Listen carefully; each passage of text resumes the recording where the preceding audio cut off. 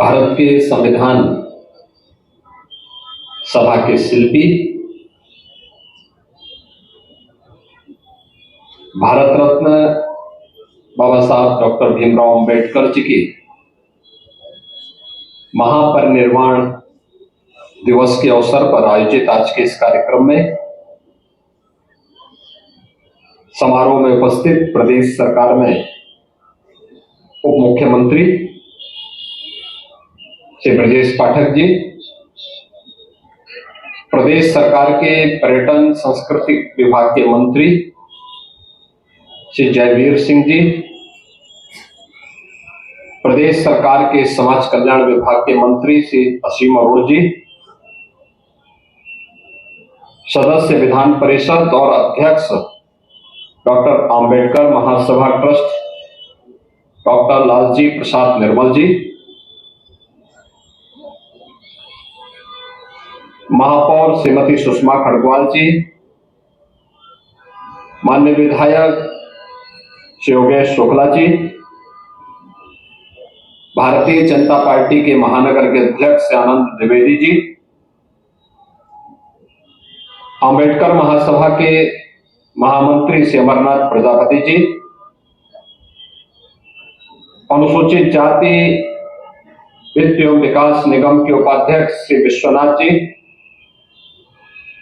प्रदेश अध्यक्ष श्री प्रमोद कुमार जी, कोषाध्यक्ष डॉक्टर सत्या दोहरे जी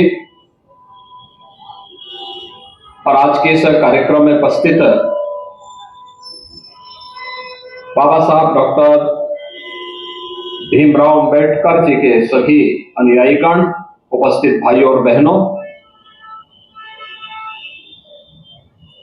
भारत माता के महान सपूत बाबा साहब डॉक्टर भीमराव अंबेडकर जी की आज महापरिनिर्वाण दिवस है। इस अवसर पर उनकी स्मृतियों को नमन करते हुए मैं प्रदेशवासियों की ओर से उनके श्री चरणों में विनम्र श्रद्धांजलि अर्पित करता हूं। हम सब जानते हैं बाबा साहब भीमराव अंबेडकर ने एक बात कही थी, हमें धन्यवाद दूंगा क्या तो उनके कोटेशन यहां जगह जगह लगे हैं, जिसमें उन्होंने कहा था कि हम सबसे पहले और अंत में भारतीय हैं।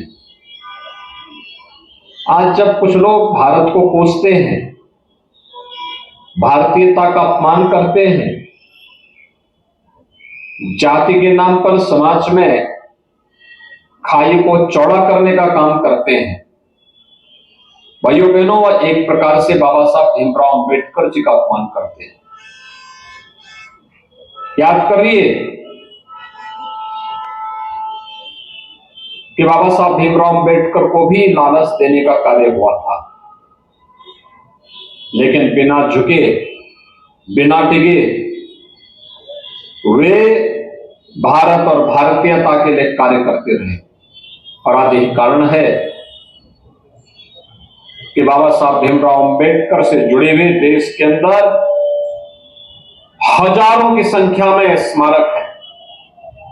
दुनिया में जहां कहीं भी जब भी किसी दबे कुचली समाज की आवाज को बुलंद करने की बात आती है तो लोगों के दिमाग में एक नाम बरबस आ पड़ता है, वह नाम आता है डॉक्टर बाबा साहब भीमराव अंबेडकर का नाम।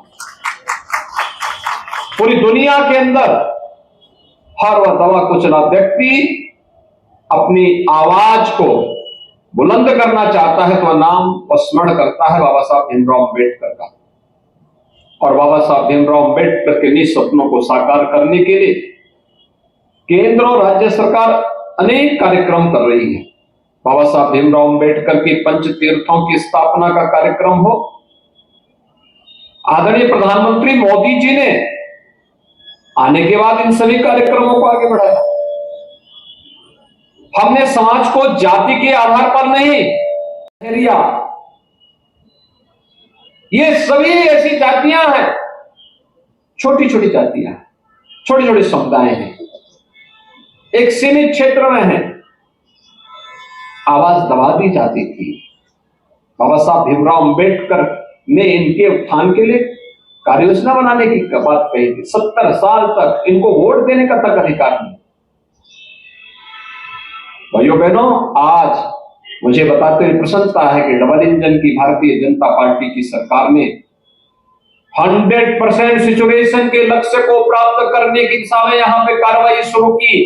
हर उस दलित और वंचित के पास वो मुसहर हो, कोल हो, भील हो, चेरो हो, थारू हो, सहरिया हो, बुक्सा हो, इनके पास हर एक के पास अपना मकान होना चाहिए, जमीन का पट्टा होना चाहिए, उनके पास अपना शौचालय होना चाहिए, उनके पास राशन कार्ड होना चाहिए, उनके पास पेंशन की सुविधा होनी चाहिए, उनको फ्री में राशन की सुविधा मिलनी चाहिए, उनके पास जॉब कार्ड भी होना चाहिए और उनको शासन की हर एक योजना से जोड़ने का काम भी होना चाहिए।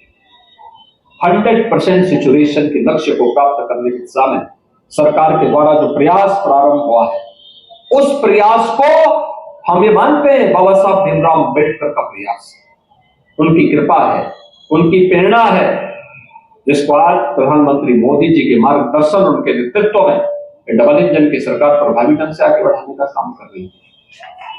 आज हर एक क्षेत्र में आपको सुविधा मिल रही, आरक्षण का लाभ मिल रहा है, आगे बढ़ने के लिए एक नई ताकत मिल रही है और इसलिए जिससे कोई भेदभाव न करने पाए, समाज में किसी प्रकार की कोई अस्पृश्यता न हो, इसको पूरी तरह समाप्त करना है, इसको आगे बढ़ा करके हमें अपने देश को मजबूत करना है, जिससे बाबा साहब का मिशन वह देश का मिशन है, वह व्यक्ति का मिशन नहीं, देश का मिशन है, भारत की मजबूती का मिशन है, भारत की एकता और अखंडता का मिशन है, भारत को दुनिया की एक ताकत बनाने का मिशन है और उस मिशन के साथ हम सब जुड़ करके कार्य करेंगे।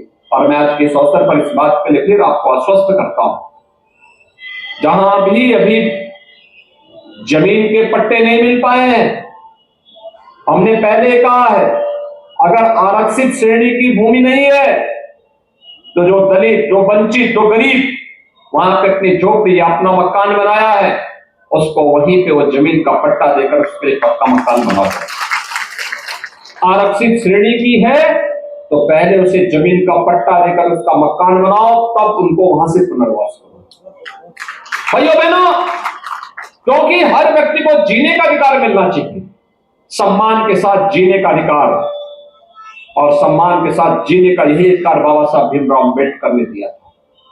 और इसके लिए मैं आपसे भी कहूंगा, अभी हाल ही में हम लोगों ने जिन श्रमिकों के हितों की आवाज पहली बार बाबा साहब ने उठाई थी, उन श्रमिकों के बच्चों के लिए अटल आवासीय विद्यालय प्रारंभ किए हैं। थोड़ा जाकर के देखिए। आपसे मैं कहूंगा, एक बार अटल आवासीय विद्यालय का निरीक्षण करिए। श्रमिकों के बच्चे पढ़ रहे हैं और कैसा विद्यालय उनको लिए बन रहा है, पब्लिक स्कूल और कॉन्वेंट के सामने खेल है। एक बार जाकर के देखिए वहां और बच्चों की आवाज को सुनिए, थोड़ा वहां देखिए। वहां पे असीम अरोड़ जी के नेतृत्व में आश्रम पद्धति के विद्यालय भी जिस मजबूती के साथ काम कर रहे हैं, अभ्युदय कोचिंग के संस्थान जिस रूप में चल रहे हैं, आज अधिक से अधिक हमारा दलित बंधु और अब बच्चा जब कंपटीशन में पास करते हुए उस परीक्षा को पास करके हुए आता है और फिर कहता है कि मैंने अभ्युदय से कोचिंग लेकर के मैं इस परीक्षा को पास किया हूं, लगता है कि देखिए इसका यह अधिकार होना चाहिए जिसको पहले वंचित किया जाता था। भाइयों बहनों, एक सरकार का प्रयास है और उसी प्रयास को आगे बढ़ाने के लिए, आपको आश्वस्त करने के लिए यहीं पे नहीं हो रहा है। यहाँ पे तो डॉक्टर लालजी प्रसाद जी यहाँ पे कार्यक्रम 31-32 वर्षों से करते रहे और हम लोग इसी को सरकारी कार्यक्रम के साथ बना देते हैं। लेकिन हर जनपद में सरकार का जियो जारी हुआ है, हर आयोजन, हर संस्थान में, हर स्कूल कॉलेज में, हर एक सरकारी कार्यालय में ये आयोजन हो रहे हैं। और इसीलिए हमने कहा कि छुट्टी नहीं, और महापुरुषों की तस्वीर को सामने रख करके संकल्प लो। उनके संकल्प क्या थे, उनकी प्रेरणा क्या थी? उनकी प्रेरणा हमारा संकल्प बनना चाहिए और उसी संकल्प के साथ जुड़ने के लिए आज हम सब इन कार्यक्रमों को प्रदेश भर में कर रहे हैं, देश भर में कर रहे हैं। आपने देखा होगा सुबह सुबह राष्ट्रपति जी भी, प्रधानमंत्री जी भी, उपराष्ट्रपति जी भी हमारी तमाम केंद्रीय मंत्रीगण बाबा साहब भीमराव अंबेडकर जी को श्रद्धांजलि अर्पित करने के लिए निकले। संसद में अलग से कार्यक्रम हो रहा है। ये चीजें हमें दिखाती है कि एक महामानव थे बाबा साहब भीमराव अंबेडकर, और उस महामानव ने देश और समाज के लिए जो काम किया है वह आज भी हम सब की प्रेरणा है। और उसी प्रेरणा से प्रेरित होकर के हम सबको मिलकर के अपने देश को मजबूती प्रदान करने के लिए कार्य करना चाहिए। जो विभाजन करने वाली ताकतें हैं, बांटने वाली ताकतें, उनसे सावधान होना होगा और हमें मिलकर के बाबा साहब के उच्च आदर्शों से प्रेरणा प्राप्त करते हुए निरंतर हर दलित के लिए, हर वंचित के लिए, हर गरीब के लिए, हर कमजोर के लिए, हर दबी हुई आवाज को आवाज देने के लिए हमेशा आगे काम करना होगा। इस विश्वास के साथ मैं एक बार फिर से बाबा साहब भीमराव अंबेडकर जी के इस महापरिनिर्वाण दिवस के अवसर पर उनकी स्मृतियों को नमन करते हुए विनम्र श्रद्धांजलि अर्पित करता हूं और आप सबको इस बात के लिए आश्वस्त करता हूं, सरकार हमेशा आपके साथ में है। और मैं लालजी प्रसाद जी को बोलूंगा कि वे भी यहाँ पर हैं और पर्यटन और संस्कृति मंत्री जी भी यहाँ पर भी हैं और असीम अरोड़ जी भी हैं। हमारा प्रयास होना चाहिए, तीनों का दायित्व बनता है कि जो लखनऊ में बाबा साहब भीमराव अंबेडकर जी का हम अंतर्राष्ट्रीय केंद्र बनाने जा रहे हैं, उनका स्मारक का एक केंद्र बनाने जा रहे हैं। अभी से तैयारी करिए कि अगले आने वाले समय के कार्यक्रम हमारे वहां बने।